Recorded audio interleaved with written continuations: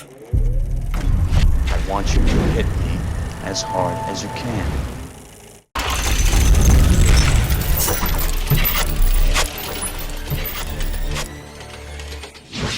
Hi, I'm Luke Ryan for JoBlo.com and welcome to Movie Endings Explained, where we'll be taking a look at some of the more ambiguous and discussed movie endings that have left audiences debating their true meaning long after the credits have rolled.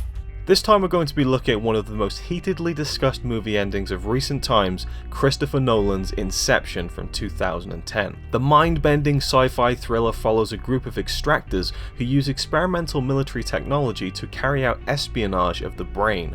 They tap into the subconscious of their targets through a shared dream world, effectively entering the person's mind and extracting whatever important information they've been paid to find. Leonardo DiCaprio plays Cobb, the central figure of the film, and he is given the task of doing kind of a reverse extraction by a businessman named Saito. The job is to plant an idea in the target's mind, an inception within the subconscious. Cobb is a master of extraction, a mind manipulator who can get his marks to reveal their deepest secrets in a shared dream. I'm of course assuming you have seen the movie as we get into the ambiguity of the ending, so let's just dive right into it. Cobb finds Saito in limbo, a dream level so deep that the mind is trapped there indefinitely, where in Sato's head he has been there for decades. I've come back for you. To remind you of something. Something you once knew. This world is not real.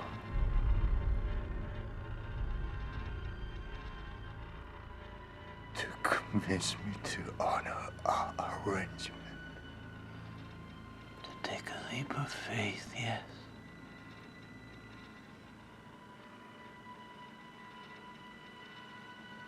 Come back. So we can be young men together again. Come back with me. Come back. Cobb manages to bring him out of limbo, and they both awake on a plane heading for Los Angeles. As Cobb's wife Mal framed him for her own murder when she killed herself, he had fled the US, but presumably after a phone call made by Saito, he is able to re-enter the country and to reunite with his children. The most important element in this ending is of course Cobb's spinning top totem, an object that tells him whether or not he's in a dream state. The various totems of the team work in different ways, but in the case of Cobb, if the spinning top spins endlessly, he is still dreaming. If it topples, he is back in reality. After being emotionally devastated by his wife Mal's deep delusions and death following her descent into dream worlds, Cobb is obsessed with checking whether or not he is in fact dreaming, and the totem is his direct link to verify reality. Once he's home at the end of the film, naturally, he tests his totem. He's fantasized over being reunited with his children for so long that he had to check he wasn't still in a dream, and that his kids weren't projections in his mind. However, as they run to the house to greet him, he abandons the spinning top and goes over to them. Look who's here.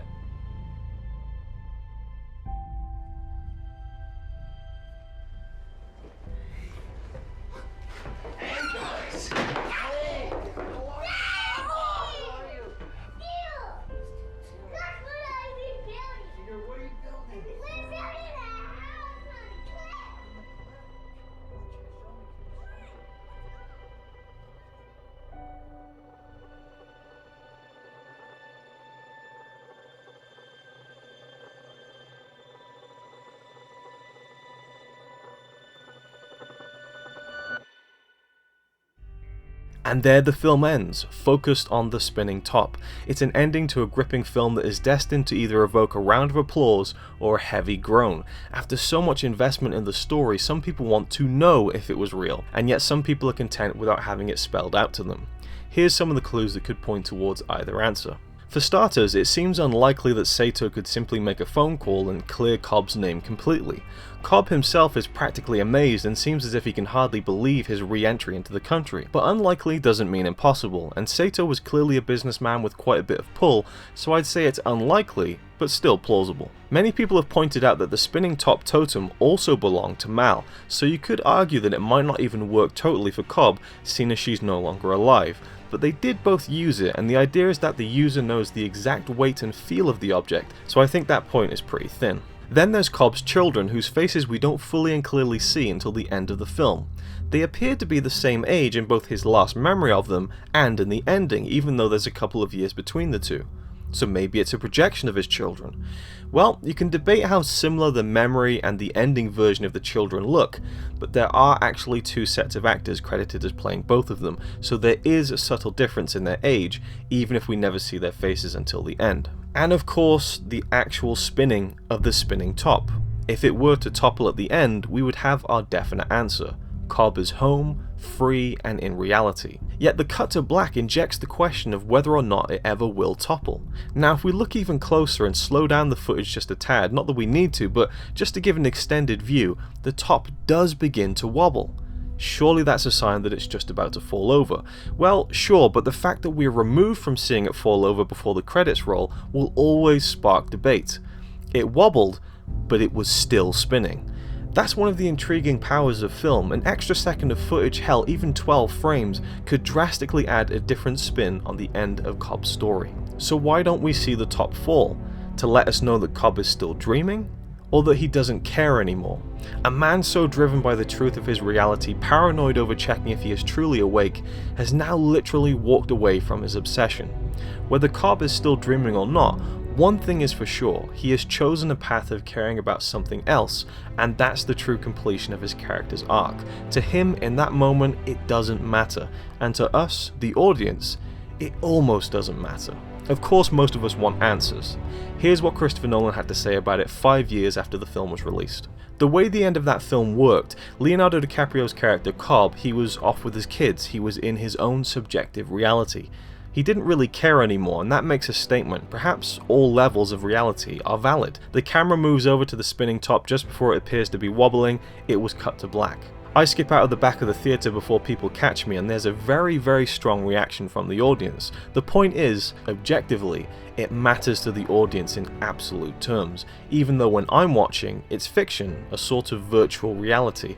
But the question of whether that's a dream or whether it's real is the question I've been asked most about any of the films I've made. It matters to people because that's the point about reality. Reality matters. Christopher Nolan also stated that the idea of there being any clues in the film to tell you whether it's a dream or not would ruin the intentional ambiguity of the final shot. He says that there can't be anything in the film that tells you one way or another, because then the ambiguity at the end of the film would just be a mistake. It would represent a failure in the film to communicate something. But it's not a mistake. I put that cut there at the end, imposing an ambiguity from outside the film. That always felt like the right ending to me. It always felt like the appropriate kick.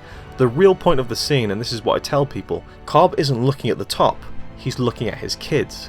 He's left it behind. That's the emotional significance of the thing. Now, many people have debated whether or not the spinning top is really Cobb's true totem, with theories raging over what the real deal could possibly be. Some speculation points towards his wedding ring, which can be seen on his hand in the dream world, but not in the real world. Others have proposed that his children's faces are his totem, as in his dreams he never gets to see them, which would tie in very neatly with his wife Mal's own paranoia that their children were not real and just projections. Ultimately though, I think those theories are a bit too far-reaching, and as complicated as Inception can get, with multiple dream levels and distorted realities, I think the culmination of the film is as simple as it's presented. It's most likely that Cobb is awake, and that he really is being reunited with his kids, and the spinning top is one final reminder from Nolan that sometimes you should question your reality. But sometimes you should also make your own.